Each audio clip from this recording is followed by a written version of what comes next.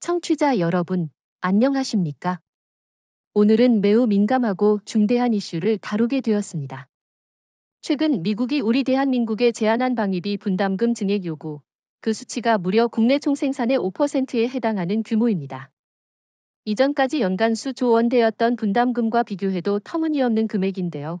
이건 단순한 경제적 요구를 넘어 주권에 대한 도전으로 볼 수 있습니다. 그렇습니다. 이건 더 이상 단순한 협상이 아니라 전략적 전환점입니다. 미국은 한국의 경제력이 성장했다는 이유로 방위비를 정당하게 나눠야 한다고 주장합니다. 하지만 GDP의 5%라니요. 이건 그저 협상 테이블을 높이려는 전술이 아닌가요? 말씀 잘하셨습니다. 미국은 마치 우리가 당연히 받아들일 것처럼 발표했지만 문제는 그 요구가 실질적으로 우리의 안보 구조를 흔들 수 있다는 점입니다. 참고로 현재 일본은 GDP의 약 1% 내외, 독일은 1.4% 정도입니다. 그런데 한국의 5%라니요? 이는 분담금이라기보다 조공에 가깝습니다. 맞습니다. 일본이 방위비를 적게 부담하면서도 미군 기지를 유지하고 있고 독일도 NATO 내부 협상으로 이익을 보고 있습니다. 그런데 우리는 왜 늘 최대한 성실한 동맹국이어야만 할까요? 우리의 이익은 언제 논의되는 겁니까?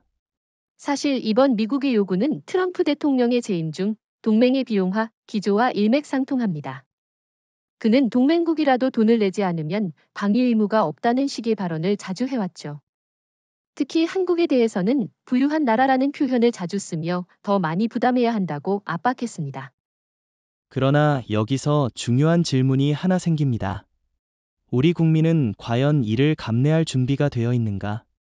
GDP의 5%라면 국방 예산이 단숨에 약 90조 원에 이릅니다. 이는 복지, 교육, 유료 예산을 압박할 수준이죠. 과연 이 선택이 국민 다수의 삶에 어떤 영향을 미칠 것인가요? 바로 그 점입니다. 정치인들이 무조건 미국의 요구를 받아들인다면 이는 국민을 희생시키는 결단이 됩니다. 예를 들어 지금도 서울과 평택에는 미군 기지가 광범위하게 존재하고 있는데 그 관리 비용만도 막대합니다. 그런데도 더 내라니요? 게다가 트럼프 대통령은 아예 미군 철수라는 카드를 가끔 언급하면서 한국을 협박하는 듯한 인상까지 줍니다. 그런데 저는 되묻고 싶습니다. 과연 주한미군의 존재가 우리를 위한 것인가요? 아니면 그들의 전략적 전진기지로서의 가치를 가진 것인가요? 아주 핵심적인 질문입니다. 주한미군은 사실 한반도 방어 외에도 중국 견제를 위한 인도태평양 전략의 일환입니다. 즉, 미국의 글로벌 전략에 우리가 제공한 땅과 자원이 활용되고 있는 겁니다. 그런데 우리가 모든 비용을 떠맡아야 하나요? 이쯤에서 한 가지 덧붙이겠습니다. 1953년 체결된 한미상호방 위조약과 SOFA는 지금까지 단 한 번도 한국의 주도 아래 재검토된 적이 없습니다. 미국은 늘 협의라는 형식을 택했지만 실질적 내용은 자국에 유리하게 짜여 있죠. 그래서 이번 논의가 단순한 돈 문제가 아니라 한국 외교 안보의 자율성, 독립성을 시험하는 중요한 계기가 되는 겁니다. 우리는 이제 전후 피보호국이 아닙니다. 경제 규모 세계 10위, 군사력 세계 6위입니다. 언제까지 종속적 동맹에 머물러야 할까요? 이런 점에서 이재명 대통령의 반응이 인상 깊었습니다. 그는 기자회견에서 방위비 분담금 협상은 돈이 아닌 신뢰의 문제라고 했습니다. 저는 이 발언이 상당히 상징적이라고 봅니다. 돈만으로 동맹이 유지되는 게 아니라는 뜻이죠. 맞습니다. 그리고 저는 이번 기회를 통해 오히려 한국이 독자적 안보 구상을 시작할 수 있는 기반을 마련해야 한다고 생각합니다. 예를 들어 우리 스스로의 위성 정찰 능력, 사이버 방어 체계, 전력 투사 능력을 키워나가는 겁니다. 동의합니다.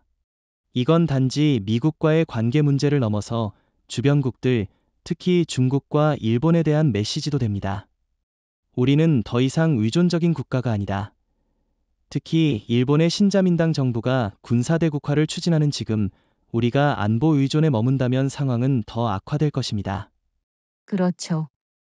일본의 이시바 시게루 총리는 최근에도 자위대를 전략적 억지력으로 탈바꿈시키겠다고 밝혔습니다. 이는 주변국을 향한 명백한 신호입니다. 우리는 이러한 움직임에 대비해야 하며 독자적인 안보 전략 없이는 늘 협상 테이블에서 약자가 될 수밖에 없습니다. 별표. 국회에서 벌어진 공개 토론은 이번 사태의 전환점이 되었습니다. 본질적으로 국민이 묻기 시작한 것이죠. 과연 지금의 미군 주둔이 필수적인가? 이 질문은 단순한 안보 논쟁이 아니라 국가 정체성과 주권의 문제로 연결되고 있습니다. 저는 특히 국방위원회 소속 의원들이 던진 질문에 주목했습니다. 1953년에 체결된 동맹구조가 2025년의 한국에도 여전히 유효한가? 이건 단지 조약의 문제를 넘어서 외교안보 전략을 다시 설계해야 할 시점임을 말하는 겁니다.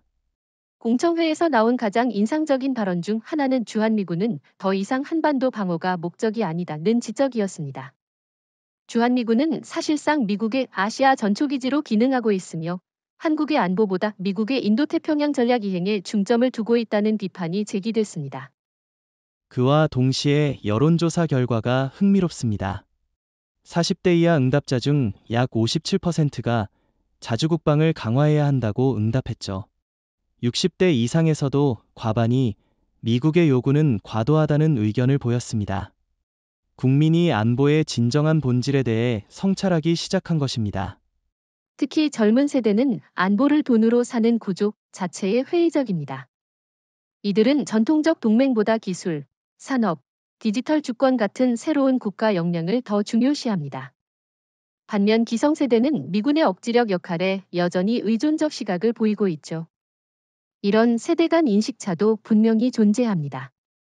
하지만 여기서 중요한 건 이 인식의 차이가 분열이 아닌 국가 전략의 다각화를 위한 논의로 이어졌다는 점입니다.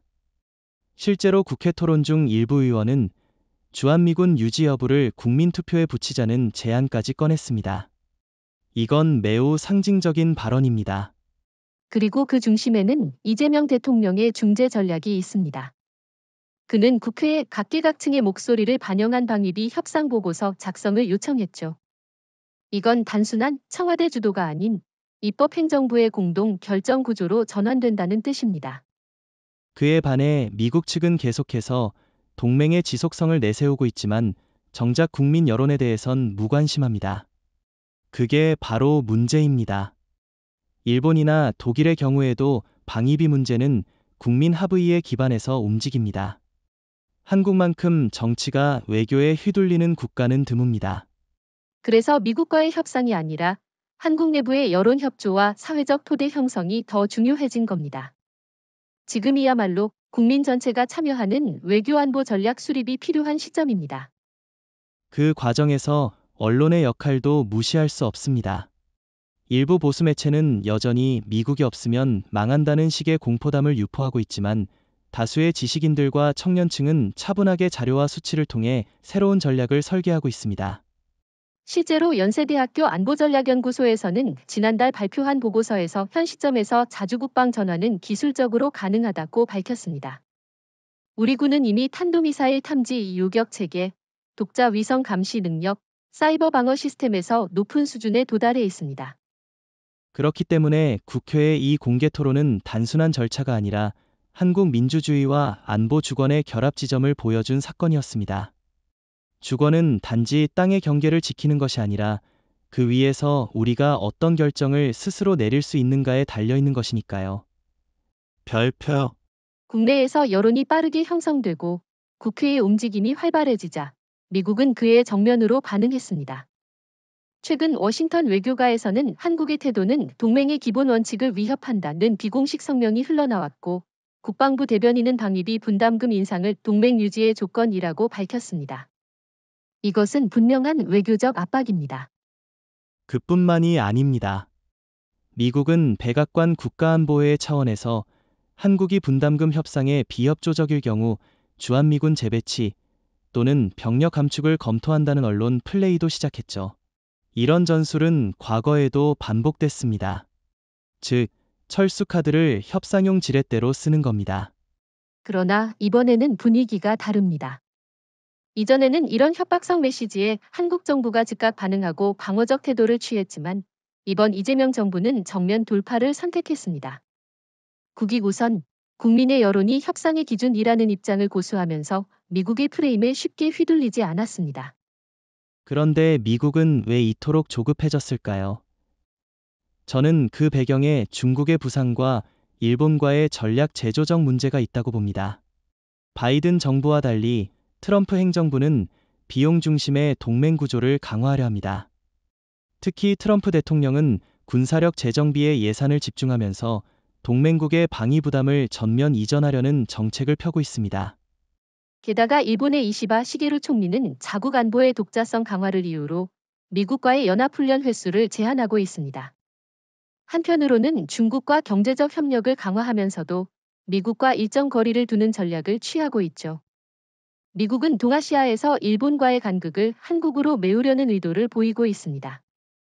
이건 상당히 위험한 발상입니다. 한국은 미국 일본 간 안보 틈새를 메우는 나라가 아닙니다. 한국은 독자적인 전략적 이해관계를 가진 국가이며 미국의 안보 구조 내에서 일방적인 비용 청구서를 받아들일 필요는 없습니다. 그러나 미국은 여전히 한국을 전략적으로 유연한 카드로만 보고 있는 듯합니다. 그러한 태도는 외교 파트너로서 매우 부적절합니다. 특히 이번 회담에서 미 국무부 고위 관료가 비공식 자리에서 한국이 동맹의 의미를 잊고 있다는 식의 발언을 했다는 보도도 있었는데요. 이는 대단히 무례하고 모욕적인 표현입니다. 물론 동맹은 상호 신뢰에 기반한 구조여야 합니다. 하지만 지금 미국의 외교 방식은 상호 신뢰가 아니라 협박과 계산에 치우쳐 있습니다. 이런 방식은 오히려 동맹을 약화시키는 결과를 낳을 뿐입니다. 우리가 잊지 말아야 할 사실은 미국이 필요할 때는 한국을 동맹이라 부르며 전략적 지원을 요청하지만 부담 분담에 있어서는 일방적 구조를 강요한다는 점입니다. 이것은 전형적인 이중적 태도이며 지금 한국 사회는 그런 비합리성을 꿰뚫고 있다는 것이 중요합니다. 그렇기 때문에 이제 우리는 미국의 논리 구조 자체를 재검토해야 할 때입니다.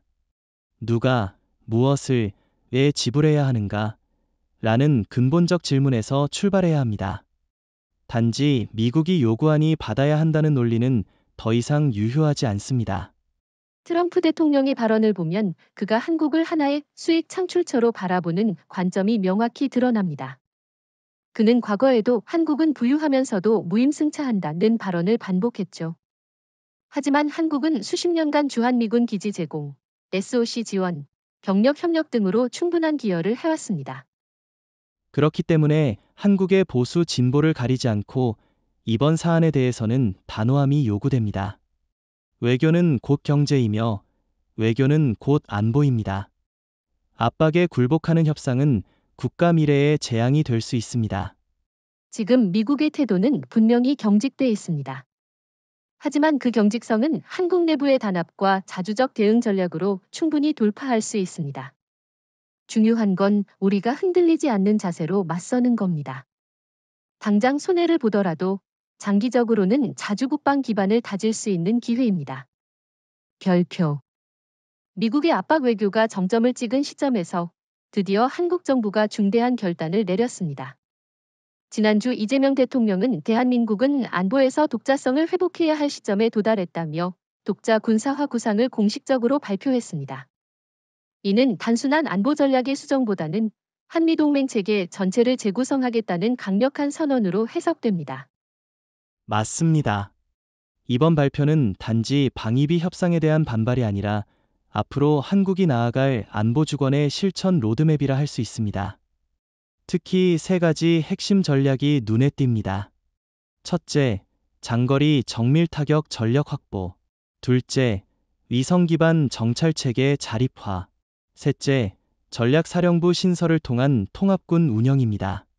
이 구상은 오랫동안 축적되어 온 기술력과 군사적 역량을 기반으로 하고 있습니다. 예를 들어 한국은 이미 현무-5 미사일을 통해 3,000km급 사거리를 확보했고 국내 개발 위성도 7기 이상 궤도에서 작동 중입니다. 미국의 GPS 의존도에서 벗어나는 것도 이번 계획의 핵심이죠. 여기서 중요한 점은 이러한 군사화가 결코 반미나 연합 해체를 의미하지 않는다는 겁니다. 이재명 대통령은 발표에서 동맹은 상호 존중이 기반이어야 하며 자율성이 없는 동맹은 종속에 불과하다고 못 박았습니다.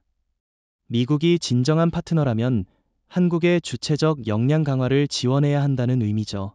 게다가 이 계획은 단기적 이익이 아닌 10년 단위의 중장기 국가 전략으로 설계되어 있습니다. 정부는 국방 예산의 재배치를 통해 복지나 교육을 해치지 않는 범위 내에서 점진적으로 투자를 늘려가겠다고 밝혔습니다. 즉, 경제와 안보의 균형을 꾀하는 설계입니다. 일각에서는 이 계획이 너무 이상적이라는 비판도 나옵니다. 특히 보수 언론은 미국 없이 독자 방위는 불가능하다고 주장하죠. 하지만 현실은 다릅니다. 이스라엘이나 핀란드처럼 규모는 작지만 독립적 안보를 구축한 국가들이 이미 존재하고 있습니다. 한국은 그들보다도 더 강한 산업력과 기술력을 보유하고 있습니다. 또한 한미 SOFA 협정을 전면 재검토하겠다는 발언도 이어졌습니다. 현재의 SOFA는 미군의 법적 면책권, 환경 피해, 토지 사용 문제 등 여러 모순을 내포하고 있습니다. 이 구상은 단지 무기를 사는 게 아니라 제도적 주권을 회복하겠다는 움직임입니다. 미국이 이런 선언에 민감하게 반응하는 것도 당연합니다. 왜냐하면 그동안 동아시아에서 미국이 압도적 주도권을 행사할 수 있었던 이유 중 하나가 한국의 전략적 종속성이었기 때문이죠. 하지만 이 흐름이 바뀌고 있습니다. 한국이 말 잘 듣는 동맹국에서 전략적 자율 파트너로 변화하고 있는 것입니다. 그리고 우리는 이 과정에서 중국과 일본의 대응도 예의주시해야 합니다. 중국은 한국의 군사 독립 움직임에 강한 경계심을 보이고 있고, 일본 역시 군사력 경쟁 심화라는 프레임으로 한국의 구상을 비판하고 있습니다. 이는 곧 한국의 자립화가 그들에게는 전략적 위협이 된다는 반증입니다. 그렇기에 지금 이 시점에서 한국이 보여주는 단호함은 국제사회에 명확한 메시지를 던집니다. 한국은 더 이상 무기 구매국이 아니라 전략 설계국이다. 이는 미국뿐 아니라 주변국 모두에게 새로운 안보 균형을 요구하는 신호입니다. 더 나아가 이번 구상은 국내 정치에도 강한 울림을 주고 있습니다. 여야를 막론하고 상당수 의원들이 이제는 우리 안보를 스스로 책임질 준비가 되어야 한다는 데 동의하고 있습니다. 이는 대한민국이 주권 국가로서의 정체성을 재확인하는 순간입니다. 개인적으로 저는 이 군사화 구상이 단지 무력의 확대가 아니라 한국형 전략적 독립성에 대한 선언이라고 봅니다. 미국에 기대거나 중국에 휘둘리는 것이 아닌 우리의 위치와 가치를 우리가 결정하는 시대가 시작된 겁니다. 별표. 독자 군사화 구상이 발표된 직후 한국 정부는 외교부와 국방부 공동 명의로 미국 측의 SOFA의 전면 재협상을 공식 요청했습니다. 이는 사실상 1953년 이후 한국이 처음으로 미국과의 군사적 제도 틀을 구조적으로 재설계하겠다는 선언입니다. 외교적, 군사적 자주권 회복의 서막이라고도 할 수 있죠. SOFA는 수십 년간 한국 사회에서 불공정의 상징이었습니다. 대표적인 예가 미군 범죄 처벌권 문제입니다. 현재 협정에 따르면 미군이 공무 중 범죄를 저질러도 한국 사법권이 제한됩니다. 실제로 지난 20년간 2,000건 이상의 범죄가 발생했지만 한국 법정의 선미군은 극소수에 불과합니다. 또한 미군 기지 환경 오염 문제도 SOFA의 허술함을 보여주는 대표적 사례입니다. 오염된 기지를 반환하면서도 복원이나 책임은 한국 정부가 부담하고 있습니다. 특히 용산기지 지하수의 벤젠 오염 문제는 아직까지도 해결되지 않은 대표적 민원으로 남아있죠. 이번 재협상 제안에는 세 가지 핵심 요구가 담겨 있습니다. 형사사법권의 실질적 전환, 공무 중 여부와 상관없이 한국 영토 내에서 범죄를 저지른 미군은 한국 법정에서 재판을 받는다. 기지 환경 책임 공유, 반환되는 미군 기지의 오염 원인 조사 및 정화 비용을 미국이 공동 부담한다. 기지 운영 정보의 실시간 공유, 현재 미군 기지 운영 정보는 한국 측에 비공개로 되어 있어 주권 국가로서의 감시가 불가능합니다. 이재명 대통령은 이와 관련하여 우리는 더 이상 기지 관리자가 아닌 기지 주인이다 라고 선언했습니다. 매우 강한 어조의 발언입니다. 주한미군이 호의에 기반한 주둔이 아닌 국제법과 상호협정에 기반한 공정한 관계로 전환되어야 한다는 원칙을 제시한 것입니다. 이와 대조적으로 미국 국방부는 즉각적인 반응을 보이지 않고 있습니다. 이는 전략적 침묵이라기보다 현재 협정이 미국 측에 지나치게 유리하다는 걸 스스로 알고 있기 때문입니다. 기득권을 쉽게 내려놓지 않겠다는 의중이 엿보입니다. 하지만 한국 정부는 이 문제를 양자협정이 아닌 국제사회의 문제로 끌어올릴 태세입니다. 실제로 외교부는 이번 협정 재검토 문제를 유엔군사령부와 NATO 연합체와도 공유하겠다는 의사를 밝혔고 주한 외교사절단에도 설명회를 준비하고 있습니다. 여기서 잠시 짚고 넘어가야 할 점은 일본의 SOFA와 비교입니다. 일본 역시 SOFA를 체결하고 있지만 아베 내각 이후 지속적으로 조항을 개정하여 자국 권한을 강화했습니다. 예를 들어 일본 정부는 미군의 비행 기록, 장비 반입, 군수품 이동에 대해 더 많은 감시 권한을 확보했죠. 한국은 그보다 뒤처진 상황이었습니다. 그러나 이제 한국은 다른 길을 가려는 겁니다. 일본처럼 미국이 허락하는 선에서 움직이는 것이 아니라 한국이 능동적으로 규칙을 만드는 주체가 되겠다는 뜻입니다. 이건 단순한 외교 기술의 문제가 아니라 국가 정체성의 문제이기도 합니다. 일각에서는 미국이 이를 거부하면 어떻게 하겠느냐는 우려도 나옵니다. 하지만 저는 그 반대로 봅니다. 미국은 한국을 잃을 수 없습니다. 한국은 아시아 유일의 전투 준비 상태의 동맹국이며 인도 태평양 전략에서 핵심 위치에 있습니다. 우리가 당당히 요구할수록 미국은 조정할 수밖에 없습니다. 더 나아가 이번 재협상은 단순히 기지 문제가 아닙니다. 한국이 군사적 종속 구조를 거부하고 나아가 미래 동맹의 구조를 재설계하겠다는 선언입니다. 이제는 미국의 논리 구조에 끌려다니는 게 아니라 한국이 협정의 공동 설계자가 되어야 할 시점입니다. 그리고 이 시도는 주변국에 대한 경고 메시지도 됩니다. 특히 중국과 러시아는 한미 간 틈을 노려 계속 이중 외교를 시도하고 있습니다. SOFA 재협상은 한국이 미국에 휘둘리지 않으면서도 독립적인 전략 국가로 성장하고 있다는 증거가 됩니다. 별표 SOFA 재협상 제안이 공개되자 미국은 일시적으로 당황한 기색을 보였습니다. 워싱턴 정가와 싱크탱크들은 일제히 한국이 동맹 체계를 흔들고 있다는 비판적 논조로 반응했죠. 하지만 여기서 미국이 가장 크게 잘못 판단한 지점이 있습니다. 한국은 더 이상 종속국이 아니라는 사실을 간과한 것입니다. 정확히 말씀하셨습니다. 미국은 여전히 1980에서 90년대의 한국을 상상하는 경향이 있습니다. 경제적으로도 취약하고 군사적으로도 미군의 보호 없이는 안보 유지가 어려운 나라로요.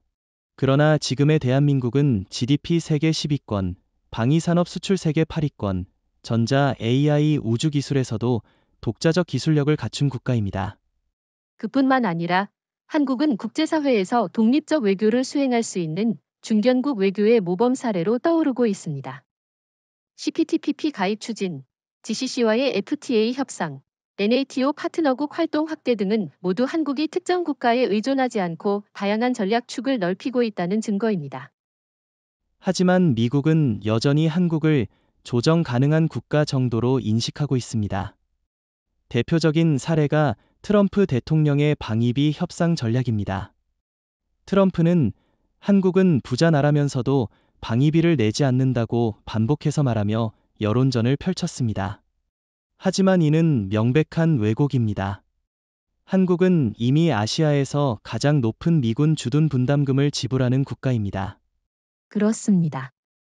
2024년 기준 한국은 약 1조 5천억 원 이상을 분담하고 있으며 이 수치는 일본보다도 높고 주둔 미군수 대비 세계에서 가장 높은 수준입니다. 한국이 무임승차하고 있다는 미국 내 일부 주장들은 정치적 목적을 위한 왜곡에 가깝습니다. 그리고 주한미군의 전략적 가치 자체도 단순히 한국을 방어한다는 수준이 아닙니다. 미국의 입장에서 주한미군은 중국 견제, 러시아 남하 저지, 일본 재무장 감시, 대만 유사시 개입을 모두 수행할 수 있는 핵심 자산입니다. 즉, 미국은 한국 없이 인도 태평양 전략을 실행할 수 없습니다. 그런데도 한국을 여전히 지시하면 따라야 하는 나라로 간주한다는 것은 동맹의 본질을 모욕하는 태도입니다. 이재명 대통령이 한국은 이제 협상의 객체가 아닌 주체다라고 말한 배경이 여기에 있습니다. 이제 한국은 스스로 요구 조건을 설정하고 거절할 권리를 갖는 국가입니다. 게다가 국내 사회도 과거와는 다릅니다. 1990년대까지만 해도 미국 없으면 나라 망한다는 인식이 팽배했지만 현재는 60% 이상의 국민이 필요시 주한미군 감축도 감수할 수 있다는 입장을 보이고 있습니다. 이는 단지 감정의 문제가 아니라 객관적 국가 역량에 대한 자신감의 표현입니다. 이러한 국민 인식 변화는 미국의 외교 전략에도 영향을 미쳐야 합니다.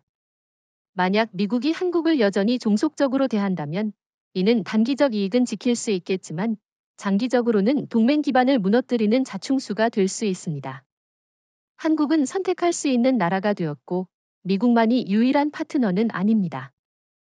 중국과 러시아가 끊임없이 한국에 손을 내미는 것도 이런 점에서입니다.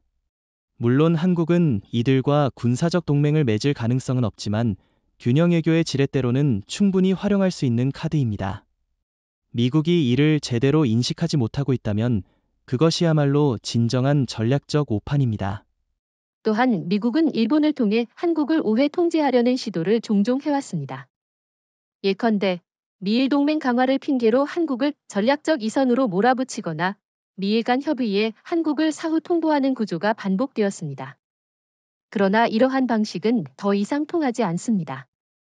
한국은 미국에 협조할 수 있지만 명령을 따르는 국가는 아닙니다. 이 점을 미국이 인식하지 못하면 동맹은 그 자체로 내파될 수 있습니다. 이제는 위에서 내리는 동맹이 아니라 수평적 파트너십의 동맹으로 나아가야 합니다. 한국의 독자 군사화 구상, SOFA 재협상 요구, 방위비 상한선 설정 등은 모두 하나의 방향성을 향해 움직이고 있습니다. 그것은 바로 정책 독립성과 외교적 자율성의 확보입니다. 미국이 이 흐름을 거스른다면 이는 동맹의 미래를 위험에 빠뜨리는 결정적 실수가 될 수 있습니다. 별표. 한국의 독자 군사화 구상과 SOFA 재협상 선언 이후 동북아 정세는 빠르게 요동치고 있습니다. 특히 두 국가, 일본과 중국이 민감한 반응을 보이기 시작했죠. 이는 단순한 주변국 반응이 아니라 한국의 전략적 위상이 이들 국가의 안보의 외교 구도에 실질적인 영향을 미치고 있음을 보여주는 지표입니다. 먼저 일본부터 짚어보죠. 이시바 시게루 총리는 최근 기자회견에서 동북아의 군비 경쟁은 결코 바람직하지 않다면서도 한국의 자주국방 구상에 대해 지역 안보 불균형을 초래할 수 있다는 우려를 표했습니다. 하지만 이건 명백한 이중잣대입니다. 일본 자체가 지금 군비 확장 정책을 적극 추진하고 있지 않습니까? 그렇습니다. 일본은 이미 2024년 방위 예산을 사상 최대치인 약 7조 엔으로 편성했고 자위대를 사실상 공격형 군대로 전환하고 있습니다. 특히 적기지 타격 능력 보유, 극초음속 미사일 개발, 항공모함 운용 등의 계획은 일본이 전수방위 원칙을 사실상 포기했다는 신호로 볼 수 있습니다. 그러면서도 한국의 군사적 독립 움직임을 비판하는 건 일본이 여전히 한반도를 자신들의 전략적 영향권 내에 두고 싶어 한다는 의도로 읽힙니다. 역사적으로도 일본은 한반도의 군사적 비대칭 상태를 이용해 자국의 안보 명분을 정당화해왔죠. 이제 그 프레임이 무너지고 있는 겁니다. 더 나아가 일본은 미국과의 밀착을 통해 한국을 패싱하려는 움직임도 보이고 있습니다. 미일 정상회담에서 인도태평양 안보 구조 논의가 진행될 때마다 한국은 사후 통보 대상에 머무르고 있었죠. 이러한 구조 자체가 이제 한국의 독자 노선 선언으로 인해 흔들리고 있습니다. 반면 중국은 훨씬 더 노골적입니다. 외교부 대변인은 한국의 군사화 구상을 지역 안정을 위협하는 일방적 조치라고 규정했으며 한미동맹을 겨냥해 별표, 냉전 사고방식에 사로잡힌 시대착오적 전략, 별표이라는 비난을 퍼부었습니다. 하지만 이는 중국이 한국을 전략적으로 억제하고자 하는 의도가 깔려있는 발언이죠. 실제로 중국은 한반도에 대한 영향력 유지를 위해 그동안 다양한 형태의 압박을 가해왔습니다. 대표적 사례가 2016년 사드 배치 당시의 경제 보복이죠. 중국은 한국의 주권적 안보 조치를 중국의 안보 위협으로 몰아가며 관광, 콘텐츠, 유통산업 전방위로 제재를 가했습니다. 이는 한국을 강제적 영향권에 묶어두려는 시도였습니다. 그런데 이제는 다릅니다. 한국은 중국의 그런 압박에 더 이상 침묵하거나 굴복하지 않습니다.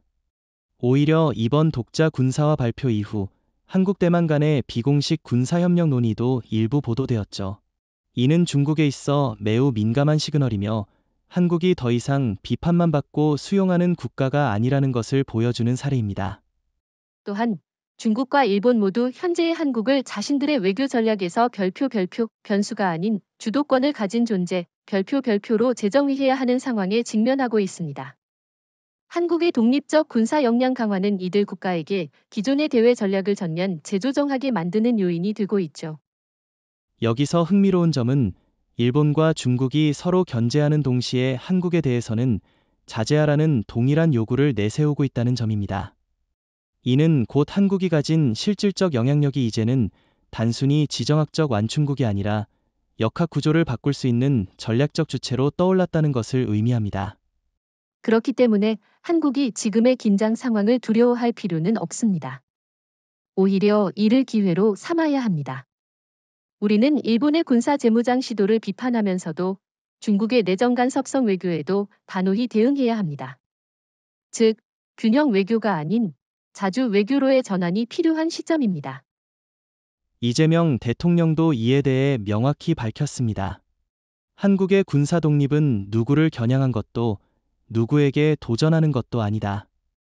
오직 국민의 생명과 주권을 지키기 위한 선택이다.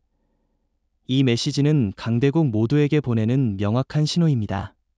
한국은 더 이상 따라가는 나라가 아니라 설계하고 제안하는 나라입니다. 별표. 한국 사회 전반이 미국과의 재협상, 일본과 중국의 반응으로 격동하는 가운데 청와대가 드디어 중심 메시지를 정리해 국민과 국제사회에 공식 발표했습니다. 이재명 대통령은 대국민 특별담화를 통해 별표 독립안보는 생존 전략이자 철학적 신념 별표임을 천명했습니다. 단순한 방위비 문제나 기술 개발 수준을 넘어서 안보에 대한 국가적 사유를 새롭게 정립하겠다는 선언이었습니다. 특히 인상 깊었던 건 이번 메시지가 감정이나 외교적 수사에 머물지 않고 철저히 국민 주권과 헌법적 책무를 중심에 둔 철학적 접근이었다는 점입니다. 대통령은 안보는 국민의 권리이며 정부는 그 권리를 타국의 선의에만 의존해서는 안 된다고 강조했습니다. 이는 매우 원칙적인 접근이자 국제사회의 분명한 가치 기준을 제시한 것입니다. 게다가 이번 담화문에는 실질적 정책 언급도 담겨 있었죠. 대통령은 독자 군사화 구상이 단지 국방부의 기술 확충이나 예산 확대에 국한된 것이 아니라 교육, 과학기술, 산업, 외교가 연계된 국가 대전략이라고 설명했습니다. 이건 분명히 전체 국가 시스템을 안보 관점에서 재구성하겠다는 방향입니다. 대통령은 또 한 가지 중요한 언급을 했습니다. 바로 국제관계에서 자주성과 협력은 상충되지 않는다는 부분입니다. 즉, 우리는 동맹과 협력을 벌이는 것이 아니라 수평적이고 호혜적인 방식으로 재설계하겠다는 입장입니다. 이것은 미국뿐 아니라 동남아, 유럽, 아프리카 국가들과의 연대 가능성을 넓히는 방향이기도 하죠. 맞습니다. 그리고 이 발언의 저변에는 국가 존엄성에 대한 분명한 철학이 깔려 있었습니다. 한국은 경제적으로는 이미 선진국이며 문화적으로는 세계적 영향력을 가진 소프트 파워 강국입니다. 그런데 왜 안보에 있어서는 여전히 의존 국가처럼 행동해야 하느냐는 근본적 질문을 던진 것이죠. 그런 점에서 이번 메시지는 단지 국내 국민을 위한 선언이 아니었습니다. 저는 이것이 국제사회와 강대국들에 보내는 이정표적 선언이었다고 봅니다. 특히 한국은 이제 전략을 설계하는 나라가 되겠다는 선언은 기존지 투중심 안보 구도를 흔드는 메시지였습니다. 이것은 중국과 일본, 나아가 미국에 대한 선전포고가 아닌 철학적 전환의 선언입니다. 또 하나 주목할 점은 이 메시지가 감성에 기대지 않았다는 겁니다. 과거 같았으면 우리 민족의 운명은 우리가 결정한다는 감정적 민족주의에 호소했겠지만 이번에는 냉철하고 논리적인 접근으로 우리는 준비가 되어 있다는 자신감을 강조했습니다. 이건 전 세계를 향한 설득이기도 했습니다. 그리고 청와대는 이번 메시지를 단순히 발표에 그치지 않고 국민 대토론회, 외교 전략 보고서 공개, 장기 국방기획 공개 청문회 등으로 후속 조치를 이어간다고 밝혔습니다. 이는 철학이 단지 말에 그치지 않고 정책화, 제도화로 이어지는 과정을 예고한 것입니다. 여기서 중요한 점은 이러한 전개가 정권의 일시적 의지나 특정 정치 세력의 주장으로 비춰지지 않았다는 점입니다. 대통령은 이것은 대통령의 생각이 아니라 대한민국 헌법이 나에게 요구하는 방향이라고 명확히 밝혔습니다. 그 말 한마디에 담긴 무게감은 국민들에게 신뢰감을 주기에 충분했습니다. 개인적으로 인상 깊었던 구절이 하나 있었습니다. 대통령은 말했습니다. 우리가 스스로를 지키지 못한다면 아무리 위대한 동맹도 우리를 존중하지 않을 것입니다. 이 말은 단순한 안보 명제 이상의 울림이 있었습니다. 자주와 독립의 정신은 무기로 완성되는 것이 아니라 국민의 의식과 국가의 철학 속에서 완성된다는 메시지였죠. 그렇습니다. 그리고 이 메시지는 무엇보다도 한국 사회 내부의 안보 민주주의에 불을 붙였습니다. 예전에는 안보는 전문가와 군사 지도부의 영역으로 여겨졌지만 이제는 국민 각자가 안보의 주체가 되어야 한다는 담론이 형성되고 있습니다. 이것이야말로 진정한 안보 자립의 시작입니다. 별표. 청와대의 철학적 메시지 발표 이후 미국의 반응은 분명한 변화 조짐을 보이기 시작했습니다. 트럼프 대통령의 발언은 다소 누그러졌고 백악관 국가안보보좌관은 기자회견에서 방위비 협상은 시작점일 뿐이며 유연한 협상이 가능하다고 언급했습니다. 이는 분명히 이전과는 다른 기류입니다. 그렇습니다. 특히 5%는 출발선일 뿐 최종 목표는 아니다. 라는 표현은 미국이 기존의 일방적 요구에서 한 발 물러섰다는 상징적 시그널로 읽힙니다. 이는 한국이 강하게 주도권을 쥐고 협상 구도를 흔들자 미국이 다시 관계 재정립을 고민하기 시작했다는 방증이죠. 또한 미국 국방부는 단계별 분담금 조정이라는 새로운 제안을 비공식적으로 한국 측에 전달한 것으로 알려졌습니다. 그 내용은 향후 3년간 GDP 2% 수준까지 점진적 상향, 일부 기술 및 장비는 미군이 무상 제공, 기지 환경 관리 비용은 공동 책임 구조 전환 등입니다. 이는 과거 협상 때와 비교하면 파격적인 유화책입니다. 여기서 중요한 건 미국이 처음으로 돈만을 이야기하지 않고 전략적 유연성, 파트너십의 재구성까지 언급했다는 점입니다. 이는 곧 한국이 주도한 논의 프레임이 워싱턴의 정책 결정 구조에 영향을 주고 있다는 것을 보여주는 장면입니다. 이재명 정부의 단호한 메시지가 미국의 전략 수정을 유도한 대표적 사례라 할 수 있습니다. 그렇다면 질문이 하나 생깁니다. 미국이 왜 갑자기 태도를 바꾸었는가? 그 답은 세 가지로 요약됩니다. 첫째, 한국 내 여론이 미국에 더 이상 순응하지 않는다는 점. 둘째, 중국과 러시아가 한미 균열을 기회로 삼으려는 움직임에 대한 경계. 셋째, 일본의 전략적 이탈 가능성에 대한 불신입니다. 다시 말해, 미국은 지금 동북아에서 한국을 절대 잃을 수 없는 카드로 인식하고 있는 겁니다. 게다가 미국 내부적으로도 한국의 자주 전략을 단순히 문제적 반항이 아니라 예측 가능하고 계산 가능한 전략 선택으로 받아들이기 시작한 점도 중요합니다. 일부 싱크탱크 보고서에 따르면 한국은 분담금 요구에 응하지 않아도 전략적 동맹으로서의 가치는 훼손되지 않는다는 분석이 증가하고 있습니다. 이처럼 미국이 유연성을 보이기 시작했다는 것은 결국 한국의 전략적 승리입니다. 협상은 상대를 굴복시키는 것이 아니라 상대의 사고방식을 전환시키는 작업입니다. 지금까지 미국은 압박과 군사적 위계를 앞세운 강경책을 구사했지만 한국은 원칙과 명분, 국민 여론을 기반으로 전략적 협상 우위를 확보한 것이죠. 일각에서는 미국의 유화책은 시간 끌기용일 수도 있다는 허위론도 제기됩니다. 그러나 저는 그렇게 보지 않습니다. 왜냐하면 지금 미국의 유화 제안은 정책 결정 중심부에서 조율된 메시지이기 때문입니다. 단순한 협상팀의 기술적 제안이 아니라 국가 전략 차원에서 재검토된 입장이라는 의미죠. 그리고 한 가지 중요한 관점은 이 유화책이 단지 미국의 손해가 아니라 미국의 장기 전략에도 유리하다는 점입니다. 한국이 자주 안보 체계를 갖추고 있음에도 동맹에 남아있다는 사실 자체가 미국에게는 중국 견제에 있어 막강한 외교 카드가 됩니다. 즉, 미국은 자주성을 인정하면서도 동맹을 유지할 수 있는 새로운 모델을 실험 중인 셈입니다.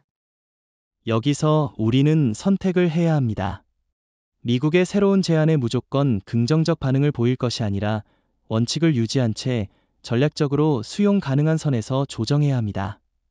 즉, 전략적 유연성은 필요하지만 원칙 없는 양보는 국민 신뢰를 깨는 길입니다. 그렇죠. 이재명 대통령도 협상은 대등해야 하며 협력은 존중 위에서 가능하다고 강조했습니다.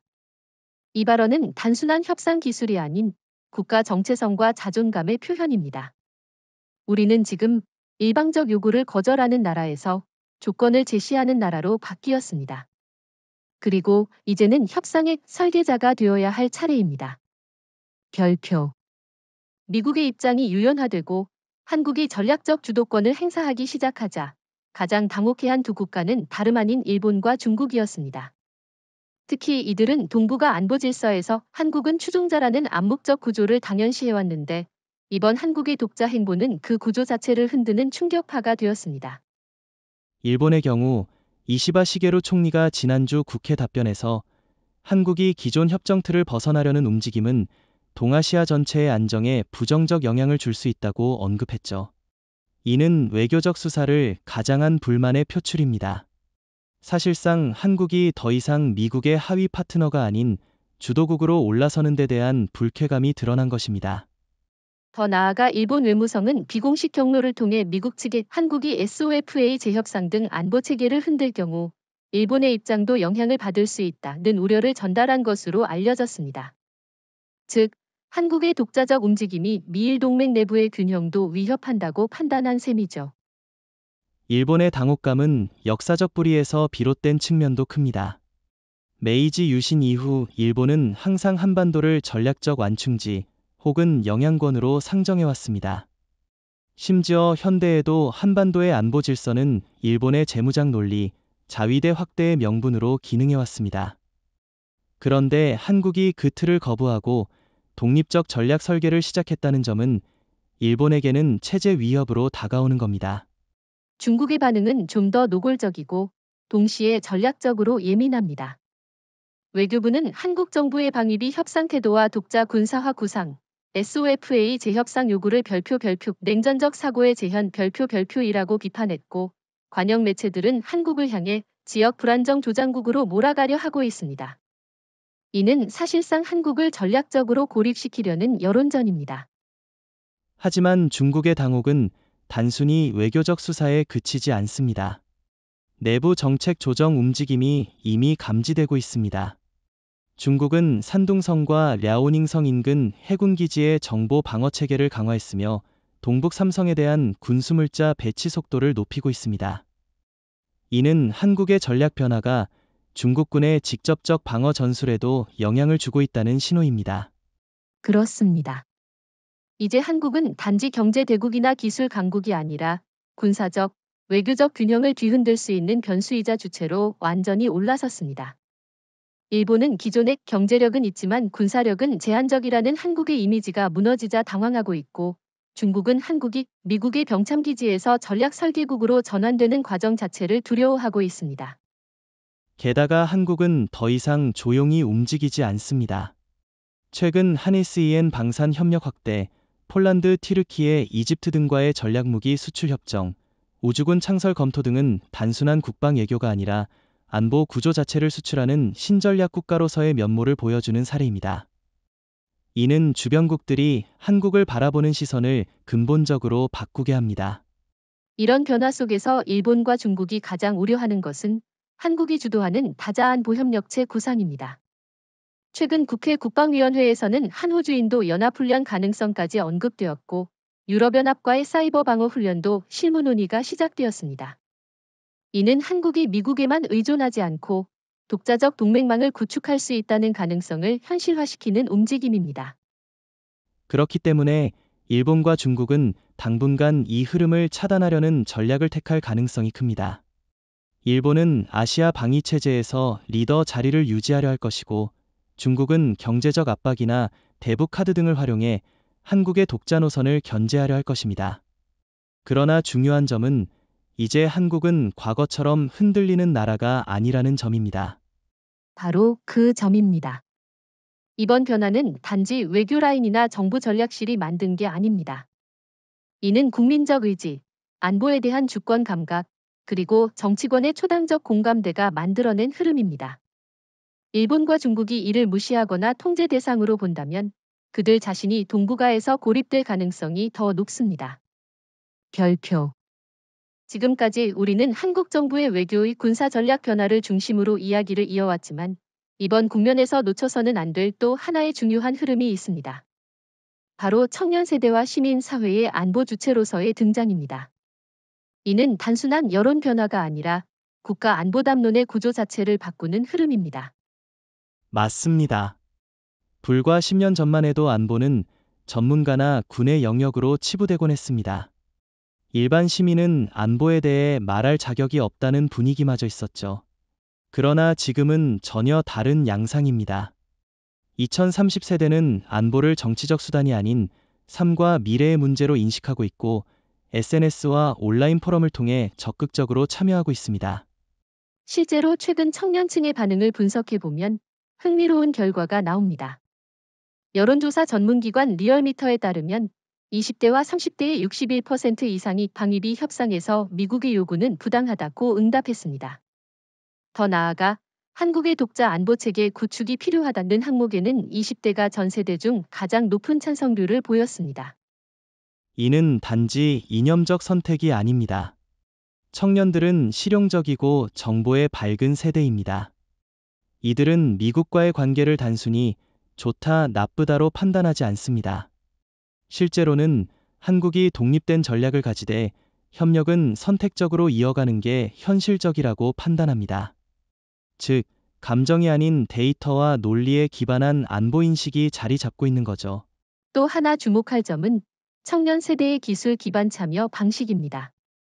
예컨대 국방 오픈 데이터 해석, 인공위성 감시 자료 분석, 사이버 안보 문제에 대한 해커톤 대회 참여 등은 모두 과거에는 상상하기 어려웠던 방식입니다.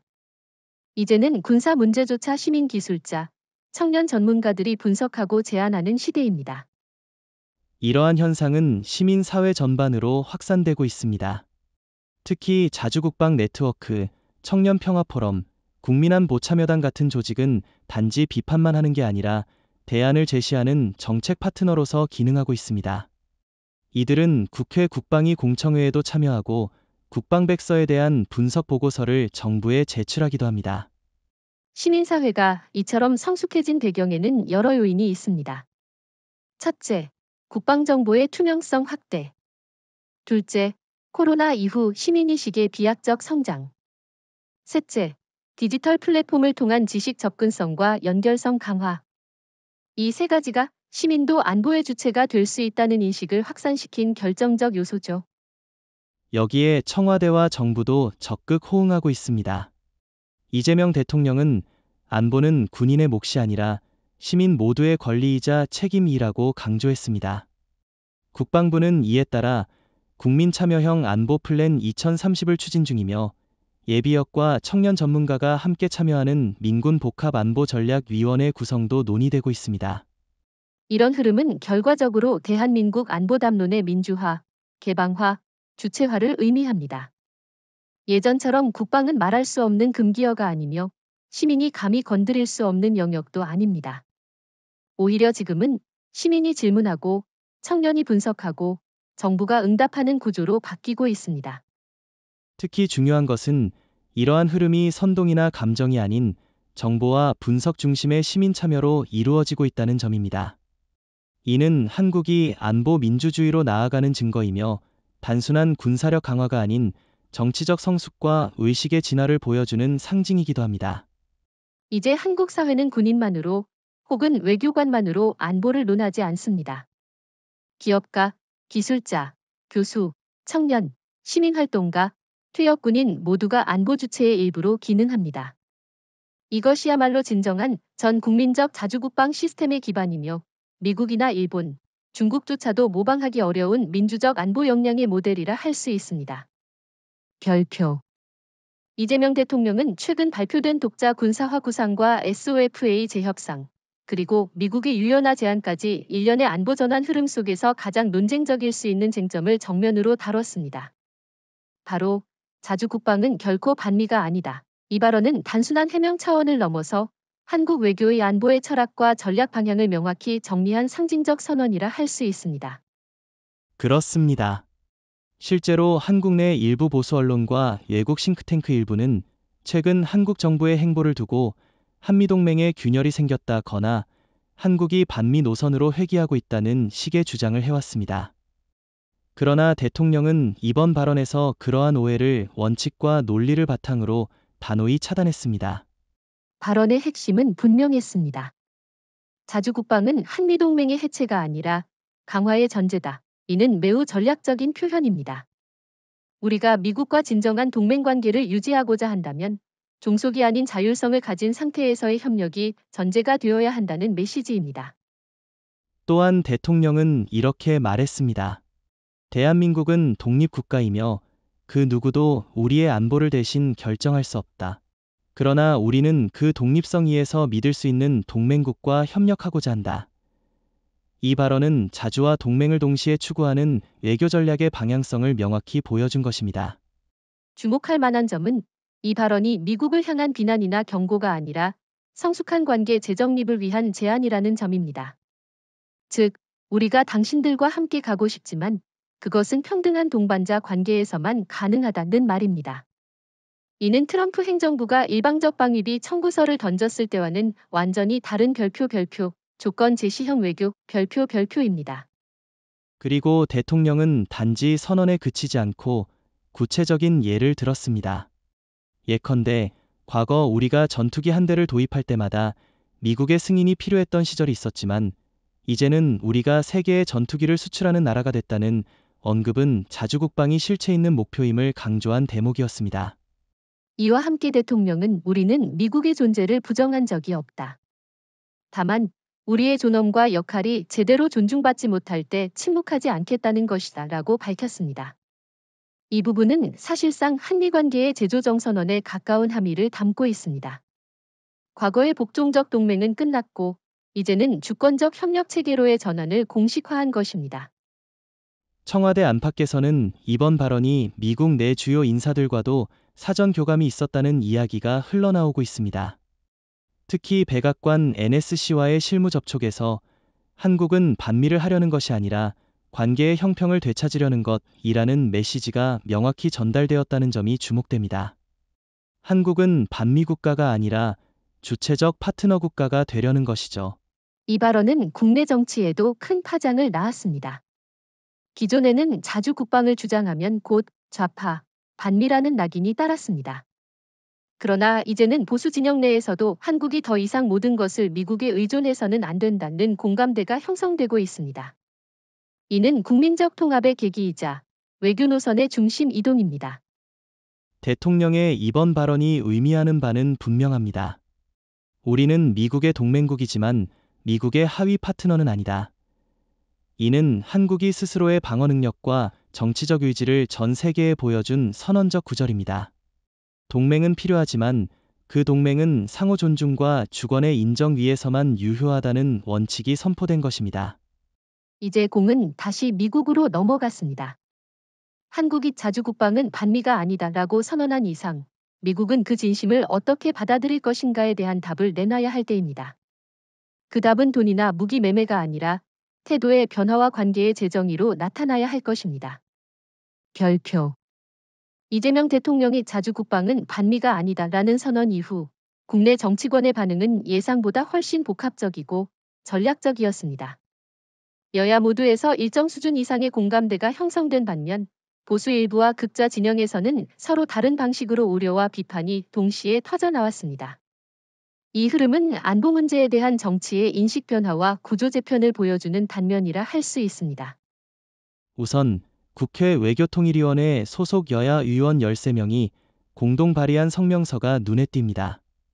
해당 성명서에서는 대통령의 안보 철학을 시대적 요구에 부합하는 원칙 중심의 전략이라고 평가하며 별표 자주와 동맹은 공존 가능하며 그 전제는 국민의 선택권과 주권 존중 별표이라는 표현이 담겼습니다. 이는 안보 문제에 있어 초당적 공감대가 일정 부분 존재한다는 것을 보여줍니다. 특히 주목할 인물은 국민의힘 소속이면서도 외교 전문가로 꼽히는 장기석 의원입니다. 그는 기자회견에서 한미동맹은 중요하지만 그 구조가 과거처럼 위계적일 필요는 없다. 우리가 기술력, 전력, 정보력에서 충분한 역량을 가진 지금 당연히 협상의 질서도 바뀌어야 한다고 밝혔습니다. 이는 보수 진영 내에서도 주체적 안보에 대한 인식이 확대되고 있음을 보여줍니다. 반면 강경 보수 일각에서는 여전히 불편한 기색이 역력합니다. 일부 보수 매체와 논객들은 대통령의 발언을 두고 결국 문재인 정부 시절의 대미 균형론으로 회귀하는 것 아니냐, 북한에 잘못된 신호를 줄 수 있다는 우려를 표했습니다. 하지만 이 비판은 정책의 실제 방향보다는 과거 이념 논쟁의 프레임에 갇힌 반응으로 보입니다. 실제로 이재명 정부는 이번 국면 내내 북한 문제와는 분리된 자주 안보 전략을 강조해왔습니다. 이번 국방비 분담금 재협상과 독자 군사화 구상은 북한을 염두에 둔 전략이 아니라 한미동맹 구조 자체의 재조정이라는 점을 명확히 해왔죠. 그러나 여전히 자주 친북, 비종속 반미라는 낡은 도식을 들이대는 정치 세력도 존재합니다. 흥미로운 점은 오히려 중도 성향의 정치인들과 일부 기성 정치권 박전문가 그룹에서 더 과감한 안보 구상 제안이 나오고 있다는 것입니다. 예를 들어 정의당 소속 김혜정 의원은 SOFA 재협상은 시작일 뿐 한국도 NATO식 다자안보 체제에 적극적으로 참여할 준비를 해야 한다며 전략적 다변화를 강조했습니다. 시민사회와 연계된 정치 세력 또한 적극적인 반응을 보이고 있습니다. 녹색정치연대나 국방개혁시민연합 등은 이번 국면을 별표 대한민국 안보주권 회복의 결정적 기회 별표로 규정하고 국회에 자주국방 원칙을 헌법상 명문화할 것을 제안하고 있습니다. 이는 안보 문제를 정책을 넘어 헌정질서 차원에서 접근하겠다는 흐름입니다. 반면 극좌 진영에서는 또 다른 유형의 불만이 나옵니다. 일부 극좌 단체는 자주국방이라는 이름하에 군사주의를 조장하고 있다며 방위산업 확대, 무기 수출 확대 등 정부의 군사 전략 자체에 반대 입장을 보이고 있습니다. 하지만 이들의 주장은 현실적인 안보 환경을 무시한 이상주의적 주장이라는 비판을 받고 있습니다. 중요한 것은 이러한 다양한 반응 속에서도 안보는 더 이상 특정 진영의 전유물이 아니다는 흐름이 점차 정치권 전반에 자리 잡고 있다는 사실입니다. 과거에는 진보는 평화, 보수는 군사력이라는 단순 이분법이 존재했다면 지금은 별표 정파를 초월한 국가 전략 논쟁 별표이 가능해졌다는 점에서 의미가 큽니다.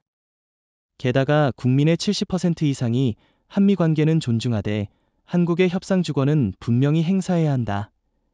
는 여론을 지지하고 있다는 점에서 정치권도 더 이상 안보를 정쟁 수단으로 활용하기 어렵게 되었습니다. 이는 곧 안보 문제가 국가 지속 가능성과 국민 통합의 의제로 전환되고 있다는 신호이기도 합니다. 별표 이재명 대통령의 발언과 국내 정치권의 초당적 흐름이 형성된 직후 양국 협상팀 간 비공식 실무 협의가 재개되었습니다. 이번 협상은 단순한 방위비 분담금 조정이 아니라 사실상 한미동맹의 미래 구조 자체를 새로 설계하는 시험대가 되고 있습니다.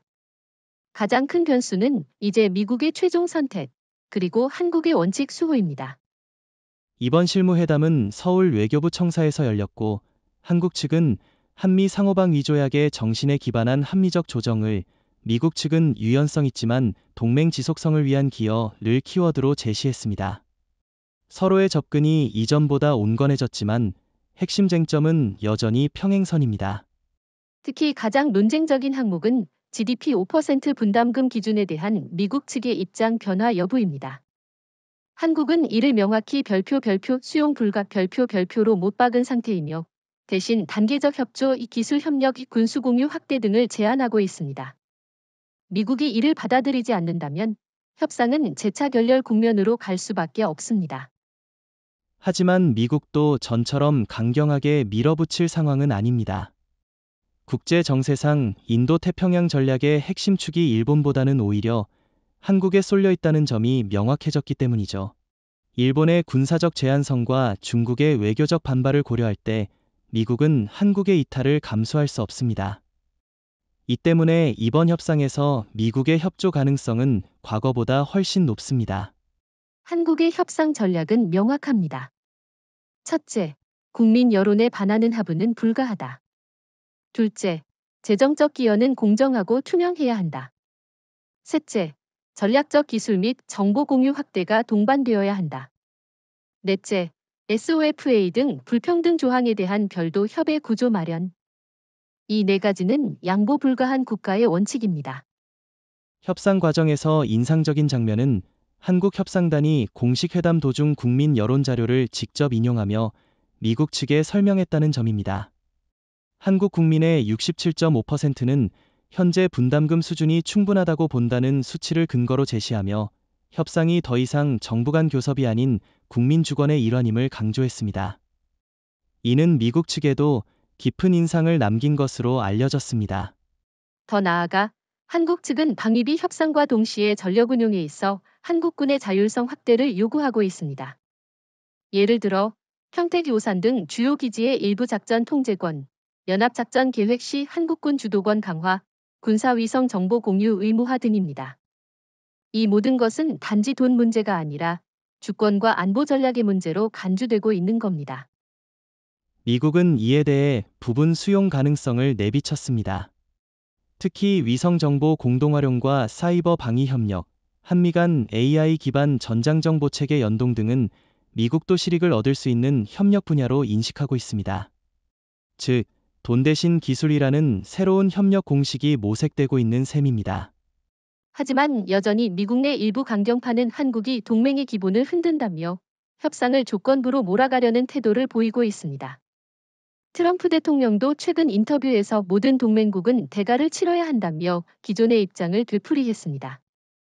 이에 대한 대응 전략으로 한국은 협상장 밖의 외교도 병행 중입니다. 예를 들어 한국은 NATO 사무총장, EU 외교안보 대표 등과의 연쇄 접촉을 통해 한국형 동맹 모델의 정당성을 국제사회에 설명하고 있습니다.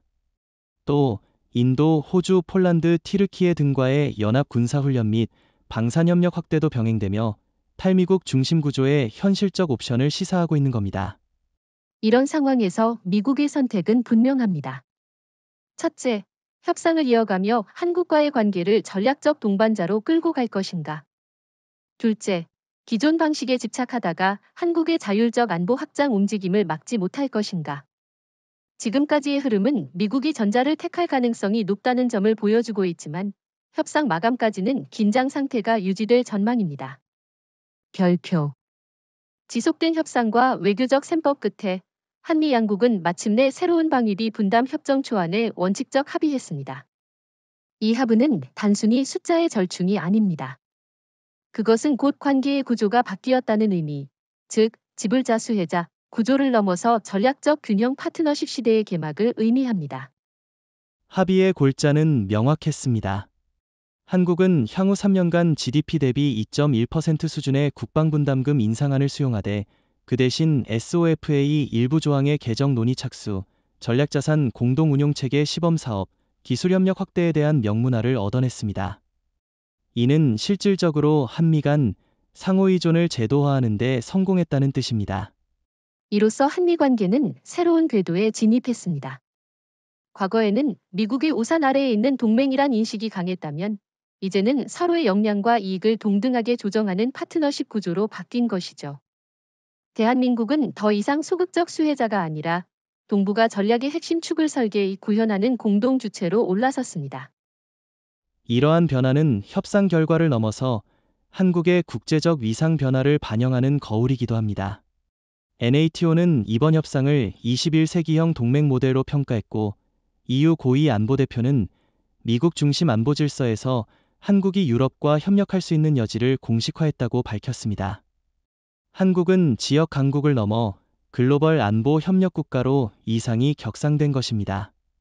또한 이번 협상은 내부적으로도 의미 있는 전환을 만들어냈습니다. 한국 사회는 안보를 감정과 이념이 아닌 데이터와 원칙, 철학으로 접근하는 단계에 도달했습니다. 청년 세대의 주체적 참여, 정치권의 초당적 공감대, 시민사회의 정보 기반 활동 모두가 별표 안보의 국민화 별표를 가능하게 한 원동력이 되었습니다. 이제 과제는 명확합니다. 첫째, 협상 결과를 정책으로 구체화하고, 둘째, 자주 국방 역량을 지속 강화하며, 셋째, 한미동맹을 포함한 다자 안보협력 체로의 외연 확장입니다. 이 세 가지는 대한민국이 결과물로서의 국가에서 설계자로서의 국가로 도약하기 위한 전략적 과업입니다. 이번 협상은 또한 일본과 중국의 안보 구도에 새로운 긴장과 조정 압박을 안겨주었습니다. 일본은 자위대의 역할과 미일 동맹 내 입지를 한국과 비교하지 않을 수 없게 되었고, 중국은 한국이 전략적으로 줄 서는 나라가 아니라 자체 판단과 논리를 가진 독립국가임을 다시 한번 인식하게 되었습니다. 더불어 이 협상은 미국 내에서도 의미 있는 반향을 남겼습니다. 미국 싱크탱크와 국방 전문가들 사이에서도 한국은 더 이상 조정 대상이 아니라 전략적 교섭자라는 인식이 확산되고 있습니다. 이는 향후 한미 관계뿐 아니라 미국이 타국과 맺는 안보협력의 기준점이 바뀌는 신호탄이 될 수 있습니다. 무엇보다 중요한 것은 이 모든 변화가 한국의 자주적 판단, 국민의 합의, 전략적 인내를 기반으로 만들어졌다는 점입니다. 우리가 먼저 요구하지 않았다면 미국의 구조 변화도 없었을 것이고, 우리가 먼저 나서지 않았다면 협상의 틀조차 바뀌지 않았을 것입니다. 결국 이번 협상은 단지 방위비 문제의 해결이 아니라 자신의 운명을 결정하는 국가로서의 대한민국의 선언이자 동맹의 새로운 패러다임을 제시한 역사적 사건입니다. 그리고 그 출발점에 있었던 것은 단호하고 조용하게 밀어붙인 국민의 전략적 의지였습니다. 이제 우리는 새로운 시대에 접어들었습니다. 균형 잡힌 파트너십, 자율적 안보 설계, 다자 전략 연대, 시민 중심의 외교 안보 참여. 대한민국은 더 이상 의존하지 않고 또한 고립되지 않습니다. 우리는 선택할 수 있으며 제안할 수 있으며 국제 질서의 방향을 함께 만드는 주체로 등장했습니다. 그렇기에 오늘 이 순간부터는 외교의 종속이 아닌 전략의 독립이 중심이 되어야 합니다. 이제 시작된 이 새로운 시대에서 한국은 질서의 수용자가 아닌 설계자로서의 자격을 증명해 나가야 합니다. 그리고 우리는 그 준비가 되어 있습니다.